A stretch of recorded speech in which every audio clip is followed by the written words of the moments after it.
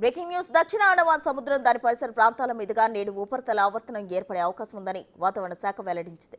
పశ్చిమ వాయువ్య దిశగా పయనించి ఆగ్నేయ బంగాళాఖాతంలో 23 నాటికి అల్పపీడనంగా మారనుందని పేర్కొంది. 25 నాటికి మరింత బలపడి నైరుతి బంగాళాఖాతంలో వాయుగుండంగా మారుతుందని అధికారులు తెలిపారు. దీని ప్రభావంతో 25 నుంచి దక్షిణ కోస్తా రాయలసీమ జిల్లాల్లో వర్షాలు పడే అవకాశాలున్నాయని పేర్కొన్నారు.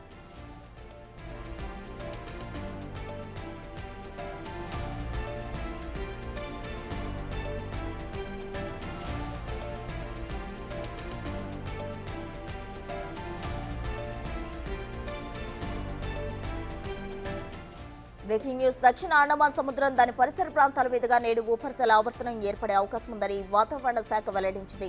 పశ్చిమ వాయువ్య దిశగా పయనించి ఆగ్నేయ బంగాళాఖాతంలో 23 నాటికి అల్పపీడనంగా మారనుందని పేర్కొంది.